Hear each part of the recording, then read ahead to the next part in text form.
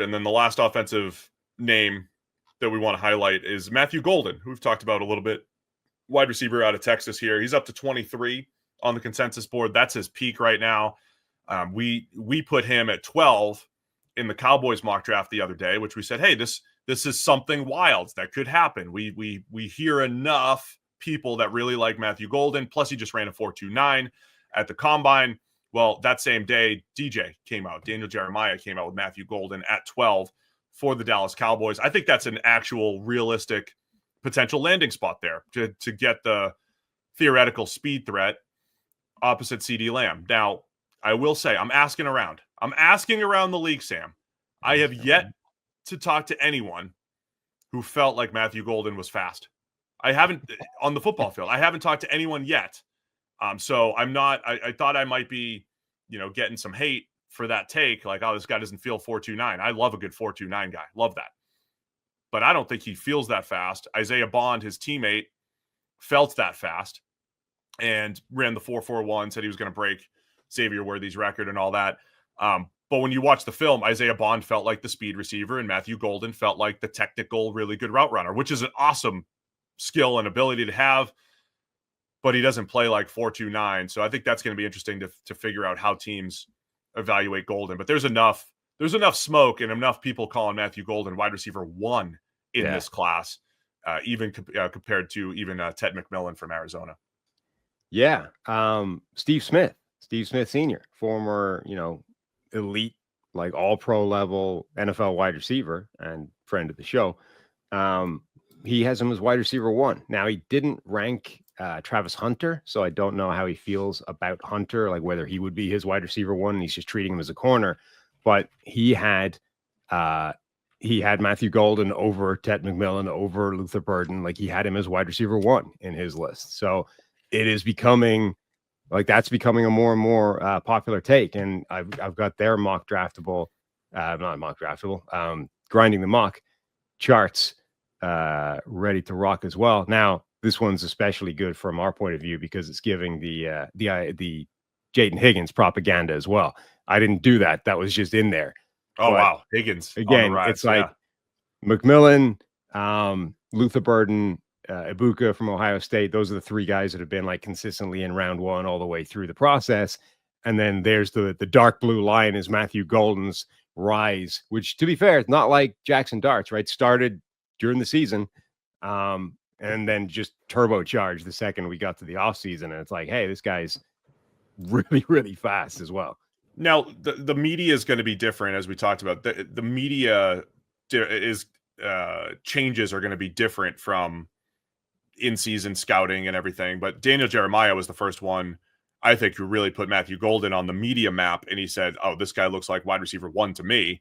And I think that's where you saw that rise, probably in January, whenever DJ got around to his film, tweeted this out, and then boom, there's the big rise. And then you have the combine. And so I see people saying, oh, Golden, people in the chat saying maybe Golden's going to land in round 2.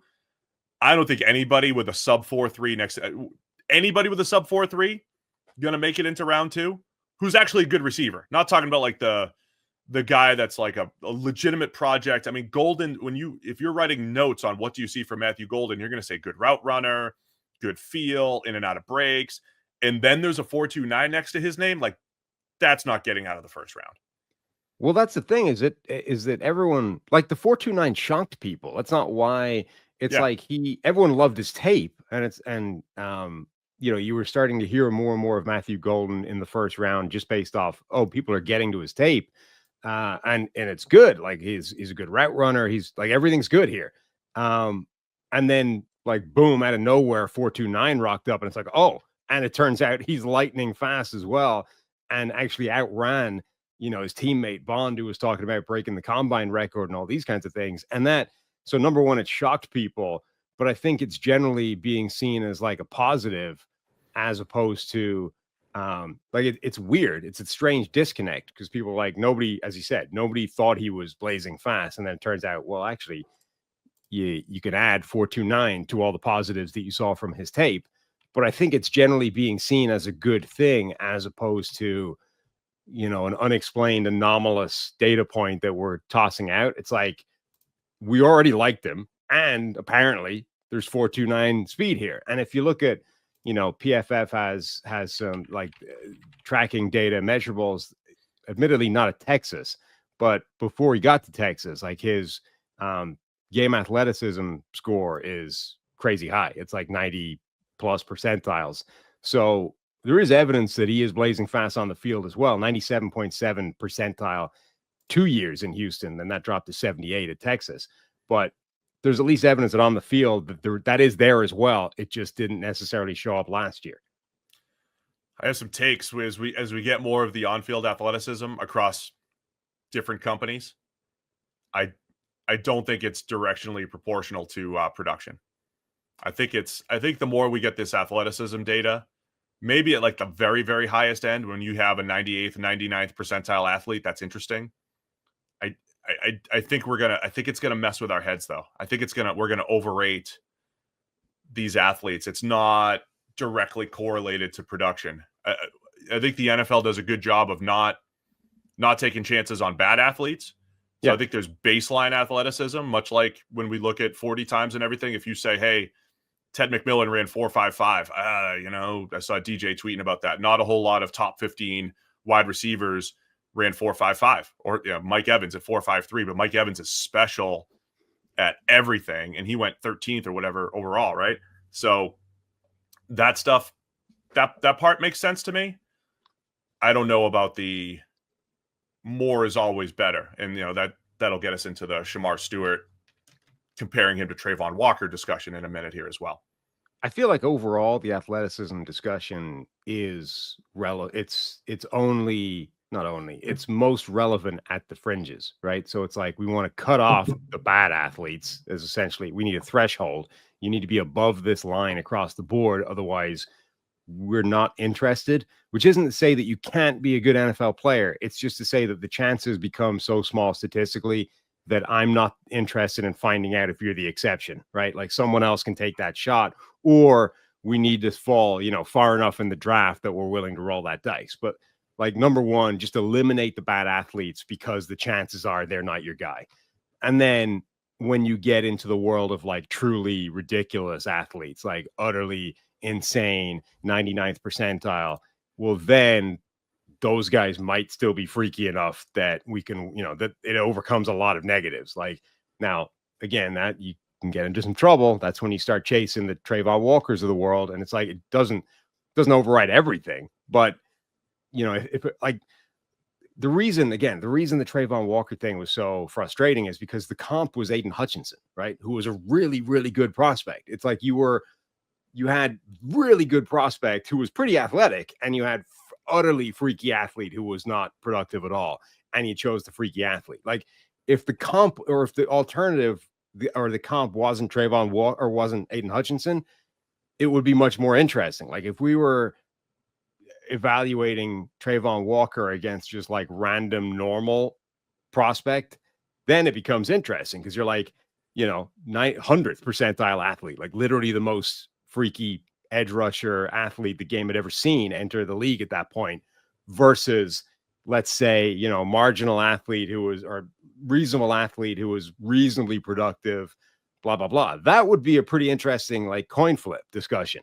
But like that, the same guy against Aiden Hutchinson, the baseline of everything for Hutchinson was just too high for it to make any sense. Two things. Mike Evans was number 7 overall. That always messes with my brain because it was Buffalo who traded up to get Sammy Watkins in that same draft. And I think Buffalo moved up from 11 or 12 or whatever it was. And it was always in my head, like you traded up, you gave up a lot, I think a future first, to go get Sammy Watkins when Mike Evans came later. Odell Beckham Jr. came later. That's what always messes with me. Evans did go number 7 overall. And then Liam Reynolds in the chat. Don't you usually bring good points to the table, Liam? You said the Jags made the right decision taking Walker. I would love to hear the reasoning there because I don't see that. Other than, Trayvon Walker's played more games, right? He didn't break his leg in a freak broken leg injury. Right. That's the only thing that Walker, I think, has done better than Aiden Hutchinson, including playing the run. Somebody there, I believe. Liam's a Lions fan. He's joking. Okay, I got you, Liam. I was going to say, you're usually an astute listener. I believe the chat is also perpetuating misinformation at the moment. I think Like Matt me. Ryan says London ran a 4.5 at his pro day. Calm down. I don't think that's true. I don't think London ever put he a didn't 40 run. time out. London didn't run. That's why it was kind of shocking when he went as the first Right. wide receiver off So the board in a class like with Garrett Wilson, Chris Yeah. Olave, Jameson Williams, those guys. I mean, he obviously 100% didn't run at the combine, but I'm pretty sure he skipped the 40 at his pro day as well. He never put a 40 out there. No, he did. He did not run. Again, in a deep wide receiver class, that may have been risky, but it worked out for him. Right. He was the top wide receiver, and he's obviously a very good player. But that is that's why I think he's the interesting one for McMillan, because the Daniel Jeremiah was putting those numbers out there, right? Like no guy that's run over 4.53 or whatever has been drafted in the top, those types of data points. London would be the guy that ruins that streak, and he didn't put a 40 out there. So it's like he probably would have run in that kind of ballpark and specifically did not put a 40 time out there, which is the only thing that allows you to like put these streaks, to put the tweet with those streaks out there. It's like, if we say Drake London ran a 4.55 and then count him where he got drafted, all of those tweets are less impactful because suddenly there is a guy that drafted there a couple of years ago. And now it's like, well, okay, there are exceptions that can be made. So was that a good time for McMillan to post? No. Is it the reason that you don't draft him in the top 10? Also, no. Like now, there might be reasons you don't draft him in the top 10, but that 40 time wouldn't be one of them. Everything else has to be great. And I think McMillan's in that Drake London type of bucket. I think both of those guys are below Mike Evans in some areas, right?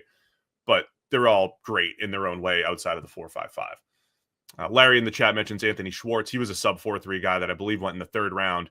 The difference here is Schwartz was never a good college receiver. He was always seen as like, let's just get this guy on the field and see if we could teach him how to catch the ball and run routes. Matthew Golden is already a productive college receiver who also ran a 4.29, which is why I say that guy's not getting out of the first round. Thanks for watching all the way to the end of our video. For more great content, click here to subscribe and here to watch another video. We'll see you again soon.